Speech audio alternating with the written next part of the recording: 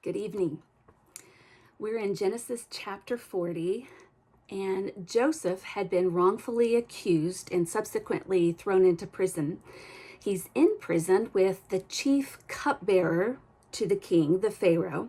And remember that although the text says the chief butler, really a more precise translation is the cupbearer, the one who handled all of the drinks of the Pharaoh and literally handed them to him to prevent poisoning, probably tasted them before he handed them to the king. But also Joseph was imprisoned with the baker to the king. Both men had dreams and they didn't know what they meant. They were so vivid that they understood there was some importance to them, but there was no one there, they thought, to interpret them. And Joseph explained that God would interpret their dreams. So beginning in verse 9. So the chief butler told his dream to Joseph and said to him, "In my dream there was a vine before me, and on the vine there were 3 branches. As soon as it budded, its blossoms shot forth, and the clusters ripened into grapes. Pharaoh's cup was in my hand, and I took the grapes and pressed them into Pharaoh's cup and placed the cup in Pharaoh's hand." Then Joseph said to him, "This is its interpretation. The 3 branches are 3 days. Within 3 days, Pharaoh will lift up your head and restore you to your office, and you shall place Pharaoh's cup in his hand as formerly when you were his butler." Now, remember, he is the cupbearer to the king, and so this dream makes sense. He has a dream of these vines that bud and bloom and bear fruit, and he takes the fruit of the vine and presses it into the cup, forming wine, and then he hands that cup of wine to the Pharaoh. And so he has a very positive dream that Joseph explained to him.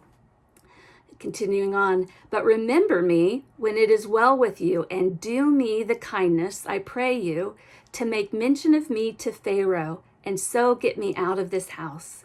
For I was indeed stolen out of the land of the Hebrews, and here also I have done nothing that they should put me into the dungeon." When the chief baker saw that the interpretation was favorable, he said to Joseph, "I also had a dream. There were 3 cake baskets on my head, and in the uppermost basket there were all sorts of baked food for Pharaoh, but the birds were eating it out of the basket on my head." And Joseph answered, "This is its interpretation. The 3 baskets are 3 days. Within 3 days, Pharaoh will lift up your head from you and hang you on a tree, and the birds will eat the flesh from you." Now you have to feel sorry for the baker. He had just heard this great interpretation for the cupbearer that he would be restored to his former glory. And he knew that there were very similar elements in his dream.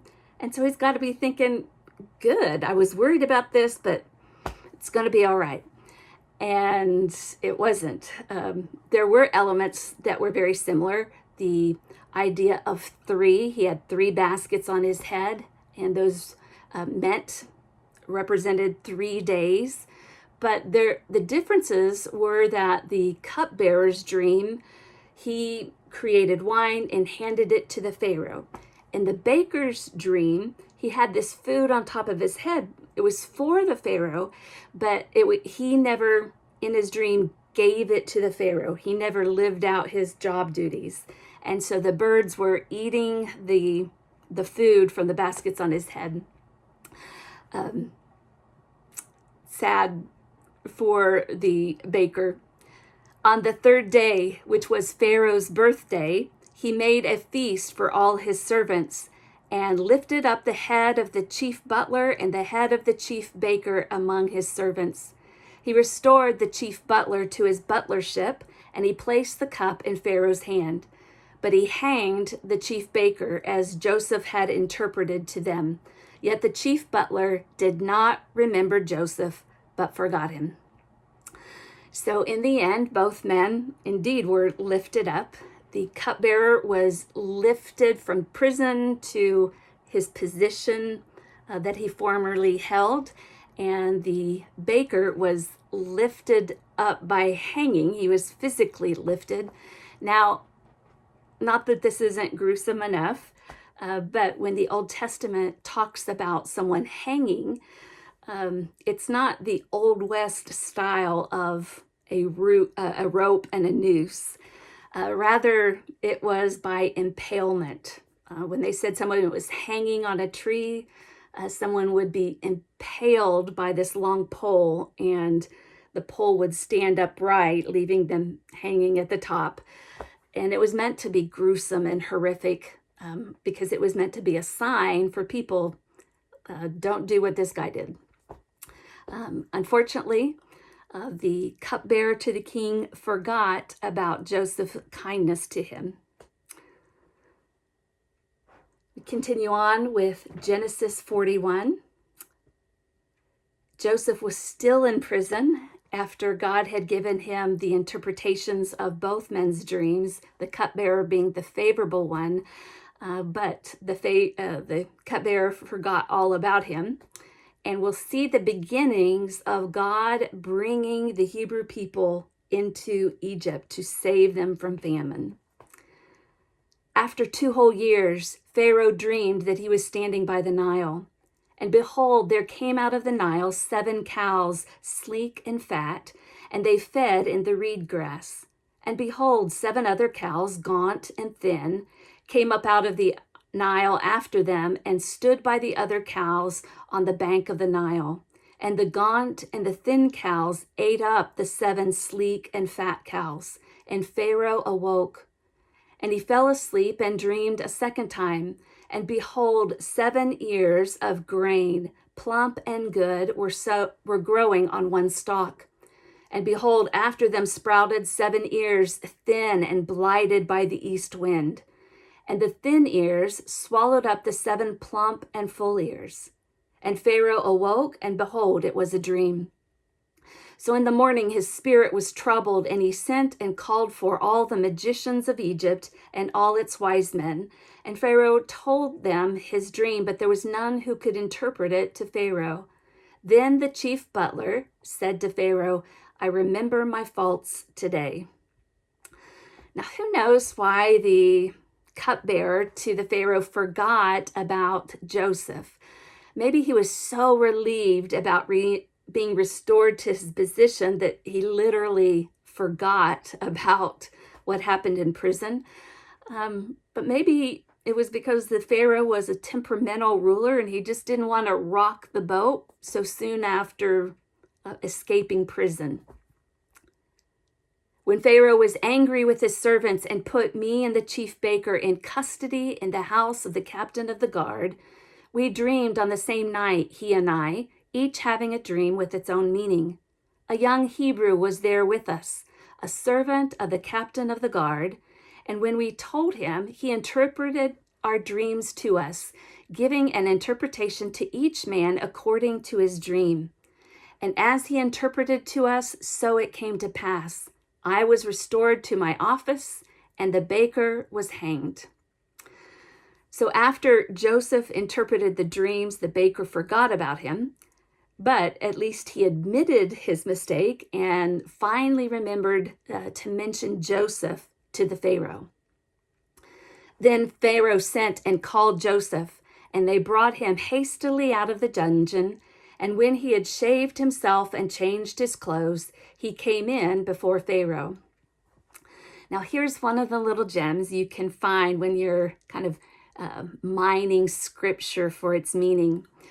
The scripture said that Joseph shaved and changed clothes before meeting the Pharaoh.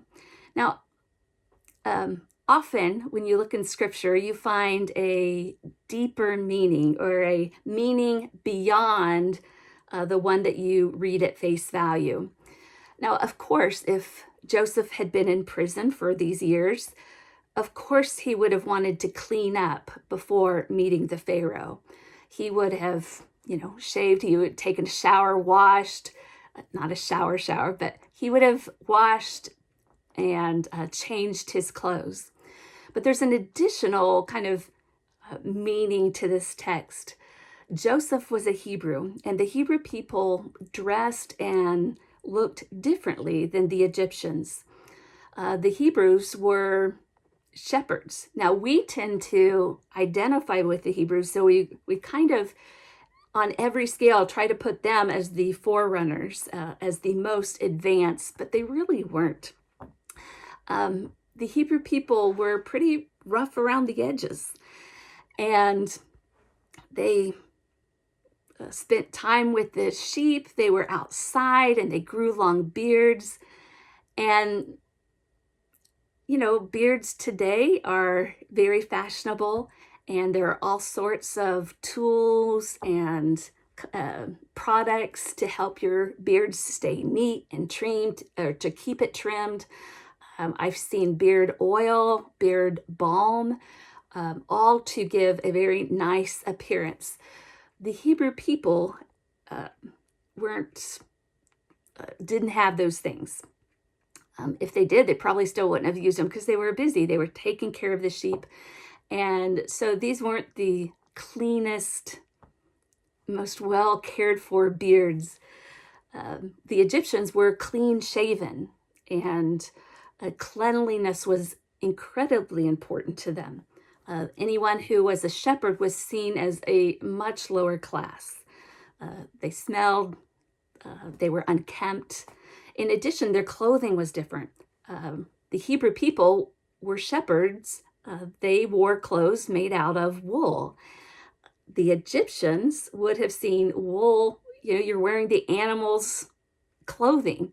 That seems kind of grungy, kind of animalistic. The Egyptians wore linen that was made from flax. And so when it says that Joseph cleaned himself up, he shaved and changed clothes before coming to the Pharaoh, there's that initial meaning, but also a deeper meaning that as Joseph entered into the household of the Pharaoh, we'll later see that he rises to prominence and he becomes like the Egyptians. He shaves and wears his hair shaven like they do, and he wears clothing made of linen like they do. And so he really takes on this Egyptian lifestyle. Even though he's true to God, he takes on this lifestyle, and we'll see later it's one of the reasons why his brothers won't recognize him. Continuing on in Genesis chapter 41, verse 15. And Pharaoh said to Joseph, I have had a dream, and there is no one who can interpret it. And I've heard it said of you that when you hear a dream, you can interpret it. Joseph answered Pharaoh, it is not in me. God will give Pharaoh a favorable answer.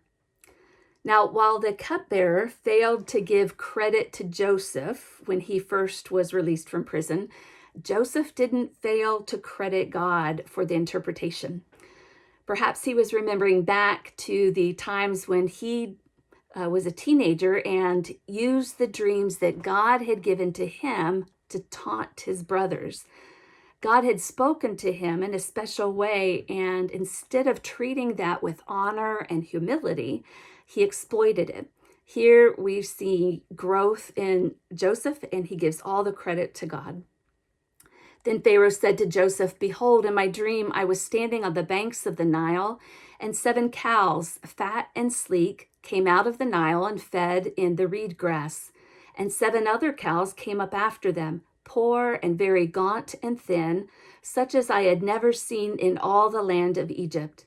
And the thin and gaunt cows ate up the first 7 fat cows.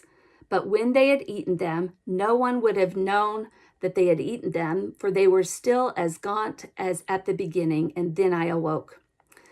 One of the interesting things about this passage is that God spoke to the Pharaoh through his dream. God would give the interpretation of the dream through Joseph, but God spoke directly to the Pharaoh. Many times we presume who God will and won't speak to in life. And I think it's important to remember that God will act as God wants to. I also saw in my dream 7 ears growing on one stalk, full and good, and 7 ears withered, thin, and blighted by the east wind sprouted after them. And the thin ears swallowed up the 7 good ears. And I told it to the magicians, but there was no one who could explain it to me. Now, there's about to be a showdown between the power of the magicians and the power of God. Now, these weren't magicians like David Copperfield. These were the wise men of the day, and they could use tricks when there was a need for drama. If you remember when Moses was sent to speak to the Pharaoh on behalf of God, he was told to throw down his staff. Aaron threw down the staff and it turned into a snake.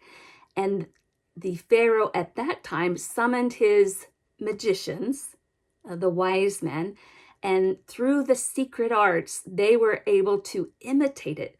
Of course, there is a big difference between the two, but here's this showdown between God and the power of these magicians or the wise men seeking the powers of the multitude of gods of Egypt.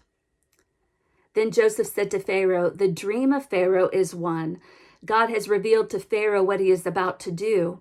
The 7 good cows are 7 years, and the 7 good ears are 7 years. The dream is one.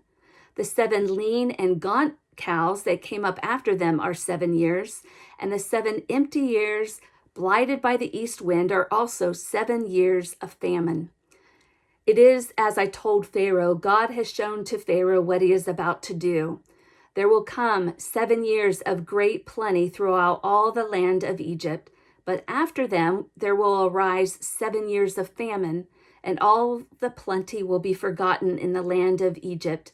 The famine will consume the land, and the plenty will be unknown in the land by reason of the famine which will follow, for it will be very grievous.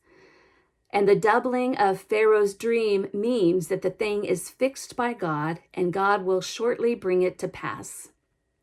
Now that last verse is interesting.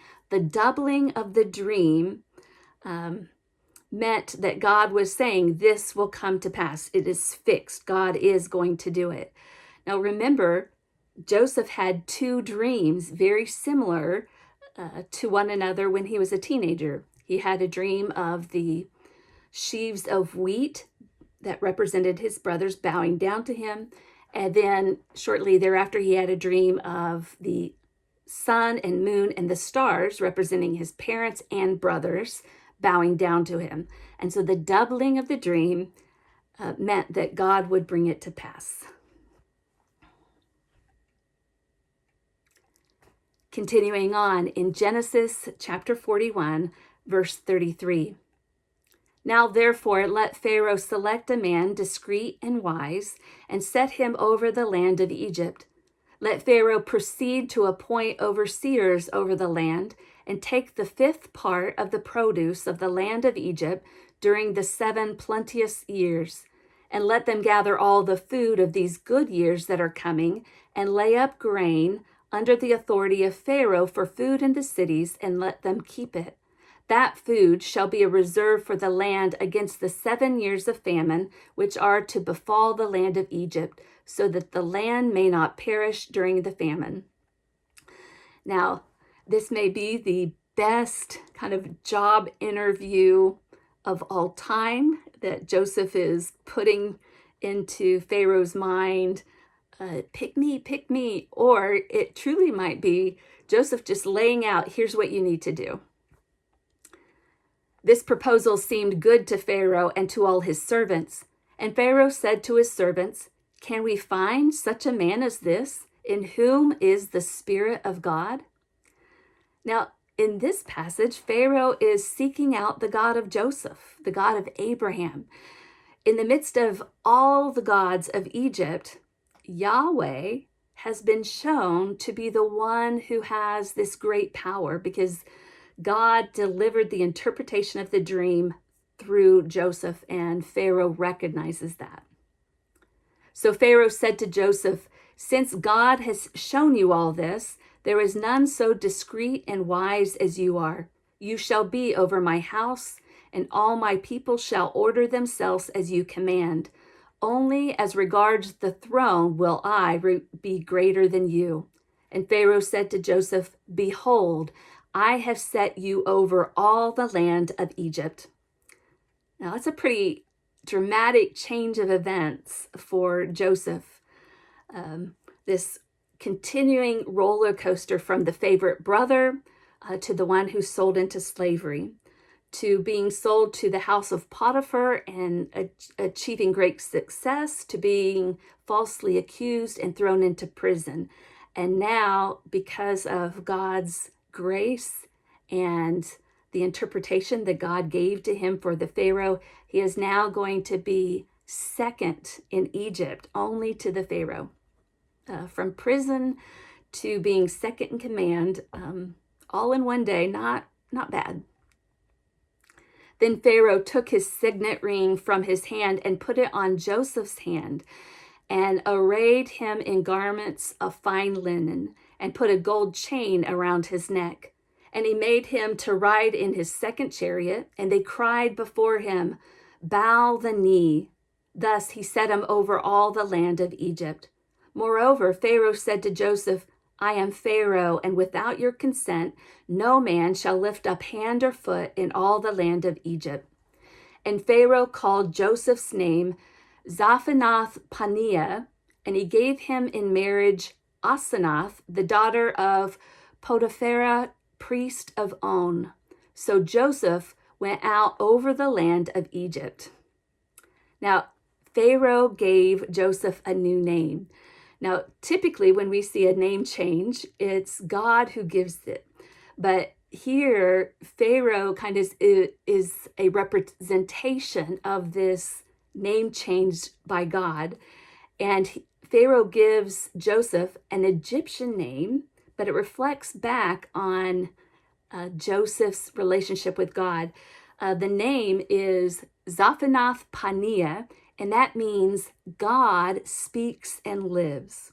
So once again, because of Joseph's relationship with God, the God of his ancestors, Pharaoh recognizes that relationship and gives him an Egyptian name that recognizes his Hebrew God, but the name means God speaks and lives. Joseph was 30 years old when he entered the service of Pharaoh, king of Egypt. And Joseph went out from the presence of Pharaoh and went through all the land of Egypt. Now, Joseph was 17 years old when he was sold into slavery, and now he's 30.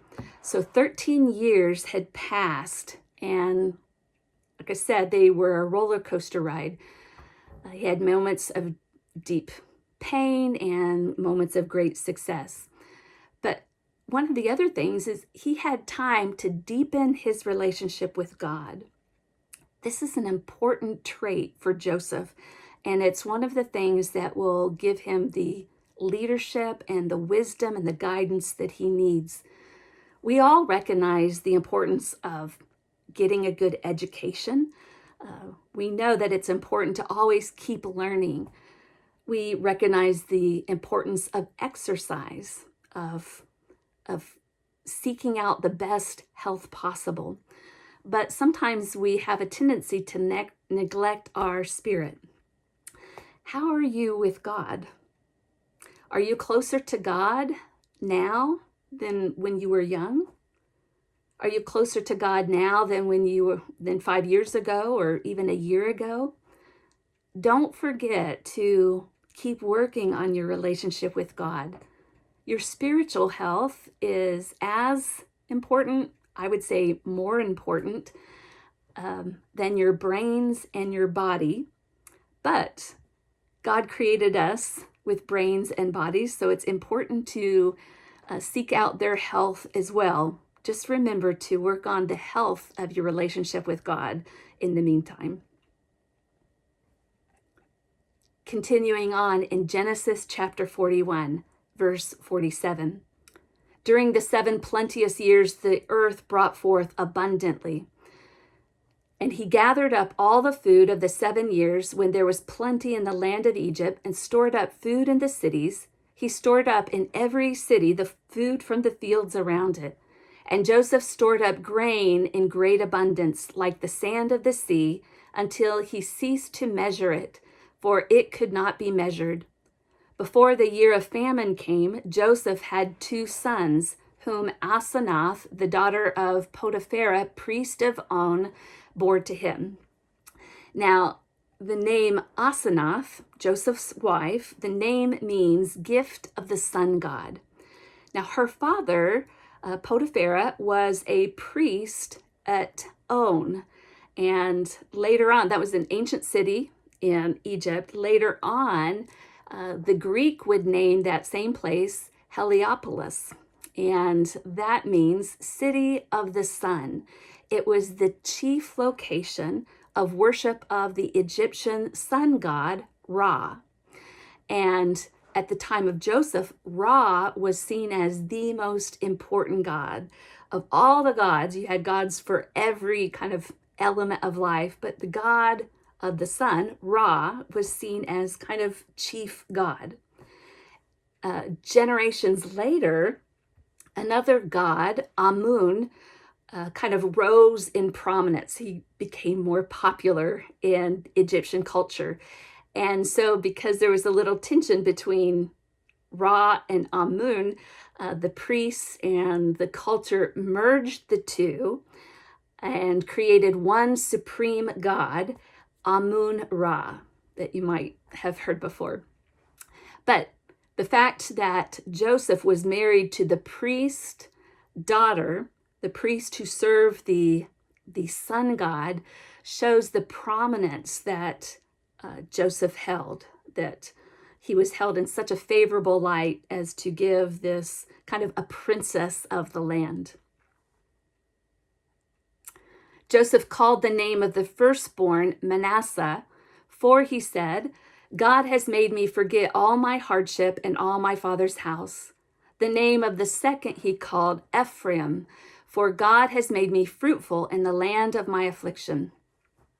Names were important, not just in meaning, but in this case, that Joseph is still reflecting his connection with God, the God of his ancestors. Now, he was a public figure in this polytheistic land, but he is still paying tribute to his God. The 7 years of plenty that prevailed in the land of Egypt came to an end, and the 7 years of famine began to come, as Joseph had said. There was famine in all lands, but in all the land of Egypt there was bread. When all the land of Egypt was famished, the people cried out to Pharaoh for bread, and Pharaoh said to all the Egyptians, "Go to Joseph. What he says to you, do." So when the famine had spread over all the land, Joseph opened all the storehouses and sold to the Egyptians, for the famine was severe in the land of Egypt. Moreover, all the earth came to Egypt to Joseph to buy grain, because the famine was severe over all the earth. Now, there were periods of drought and famine that happened in the ancient world. In this case, the drought and subsequent famine were widespread, and only Egypt had a Joseph who was smart enough to stockpile grain during the good years so that it would be available during the lean years. Now, this made being able to sell to not only the Egyptians, but people all over the world, made the Pharaoh, and probably Joseph, very rich. Now, Joseph was successful because he had this close relationship with God, but also because he was smart. Now, both of those were elements of his success. He probably would have been a successful person without the connection with God, but a lot would have been missing. He would not have been aware of all the grace moments that surrounded him. But he also didn't just sit back and, keep waiting for God to do something. No, Joseph was active. He used his hard work to earn a good reputation. He studied. He became very smart. He used his brains and ambition to become very successful. It was made possible because of his relationship with God, but Joseph made the most of every grace moment that God created in his life. Continuing on in Genesis 42, verse 1, we'll leave Joseph in Egypt for a moment and we'll return back to Jacob and his family in the land of Canaan. When Jacob learned that there was grain in Egypt, he said to his sons, "Why do you look at one another?" And he said, "Behold, I have heard that there is grain in Egypt. Go down and buy grain for us there, that we may live and not die." Now again, the drought and famine were so widespread. It had hit the land of Canaan, and the situation was dire for Jacob and his family. So 10 of Joseph's brothers went down to buy grain in Egypt. But Jacob did not send Benjamin, Joseph's brother, with his brothers, for he feared that harm might befall him. Sadly, we see that Jacob is still playing favorites. When he lost his son Joseph, or he'll come to realize he was only away for a while, but he thought Joseph was dead. And so he only has one son remaining from his wife, Rachel, his favorite wife. And so Benjamin now takes the place of Joseph, and now Benjamin is the favorite son. Thus the sons of Israel came to buy among the others who came, for the famine was in the land of Canaan. Now Joseph was governor over the land. It was he who sold to all the people of the land. And Joseph's brothers came and bowed themselves before him with their faces to the ground. Joseph saw his brothers and knew them, but he treated them like strangers and spoke roughly to them. "Where do you come from?" he said. They said, "From the land of Canaan to buy food." Thus Joseph knew his brothers, but they did not know him. Now remember, many years have passed since the brothers had seen Joseph. But another reason why they didn't recognize him is because Joseph appeared to be Egyptian. He spoke Egyptian, he was clean shaven, and wore the clothing of the Egyptians. So they didn't recognize him. And Joseph remembered the dreams which he had dreamed of them, and he said to them, "You are spies. You have come to see the weakness of the land." Now, Joseph remembered the dreams that he had as a teenager, where he saw his brothers bowing down to him, and now it's come full circle. He doesn't reveal himself to them, which, I don't know, to me, that's kind of messed up. He kind of plays with them. Perhaps he was trying to see if they would ever remember them, if he was ever on their minds. He was testing them. They said to him, "No, my lord, but to buy food, have your servants come. We are all sons of one man. We are honest men. Your servants are not spies." He said to them, "No, it is the weakness of the land that you have come to see." And they said, "We, your servants, are 12 brothers, the sons of one man in the land of Canaan. And behold, the youngest is this day with our father, and one is no more." But Joseph said to them, "It is as I said to you, you are spies. By this you shall be tested. By the life of Pharaoh you shall not go from this place unless your youngest brother comes here. Send one of you, and let him bring your brother while you remain in prison, that your words may be tested, whether there is truth in you, or else by the life of the Pharaoh, surely you are spies." And he put them all together in prison for 3 days. Now, this is not an example on how to reconcile with anyone with whom you have differences. Maybe he really was trying to get them to recognize him. Maybe he threw them in prison to remind them, to kind of jog their memory of throwing him into the pit. Definitely, he's playing mind games with them. Maybe he did it out of vengeance. He wanted them to feel what he felt. But one of the most important things is the more you neglect to take care of your relationships, the worse the problems become. Make sure that you don't play favorites.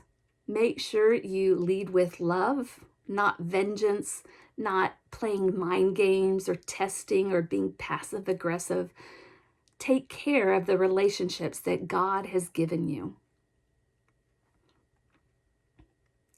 Continuing on with Genesis chapter 42, verse 18.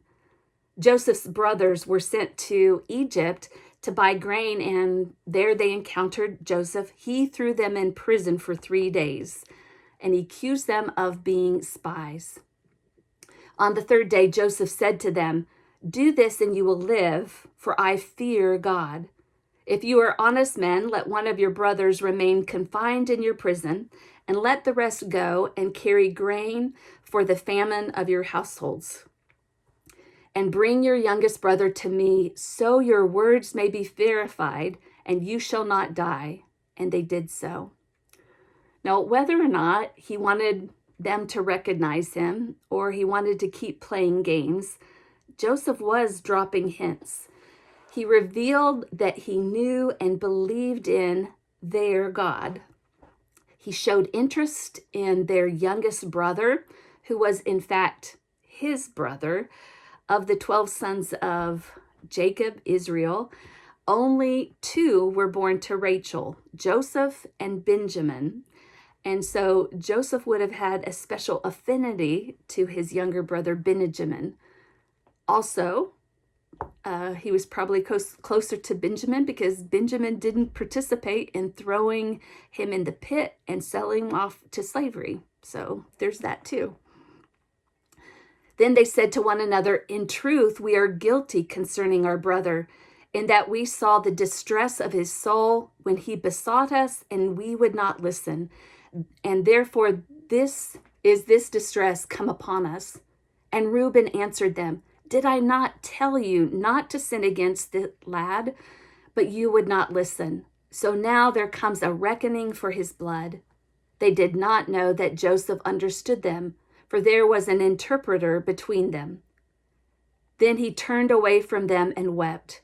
And he returned to them and spoke to them. And he took Simeon from them and bound him before their eyes. And Joseph gave orders to fill their bags with grain, and to replace every man's money in his sack, and to give them provisions for the journey. This was done for them. Then they loaded their asses with their grain and departed. And as one of them opened his sack to give his ass provender at the lodging place, he saw his money in the mouth of his sack. And he said to his brothers, "My money has been put back. Here it is in the mouth of my sack." At this, their hearts failed them, and they turned trembling to one another, saying, "What is this that God has done to us?" Now here they mistook this sign, the money being returned to them, as a punishment from God, when in reality, the whole thing was a grace moment. The famine in Canaan was so severe that Jacob and his family were desperate. They had to go to Egypt to buy grain.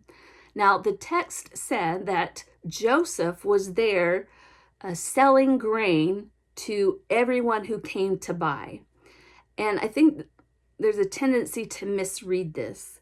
Joseph was second in the land to Pharaoh. He was in charge of so many things, one of them being the selling of grain. Is it likely that Joseph himself was the only person selling grain to the Egyptians who needed it and to everyone in the world who came to buy? I mean, think of going shopping for food at Thanksgiving and imagine there only being one cashier's line open. It doesn't make sense that Joseph was the person that every single person would interact with, not given his status. What the text is really saying that Joseph supervised that. Joseph was in charge of selling the grain to everyone. It was Joseph who sold it. And so it really was a grace moment that he happened to be there at that particular moment when his brothers were. And because of this grace moment, because of the emotion he felt and the love he still had for his brothers, seeing that they had remorse for what they had done, not only did he make sure that they had all the grain they came to buy, he gave them provisions for the journey back home, and then he had his servants return the money that they had bought the grain with and put that in their sacks. They took this as a bad omen, when in reality they just didn't have all the vision to see what was going on. That and the fact that Joseph was playing games with them. But they took it as a bad sign, when in reality it would come to be seen as a grace moment from God, how God was interacting in all their lives, not only to save them from famine, but to restore the harmony in their family relationships. Thank you for being with me, and I'll see you next time.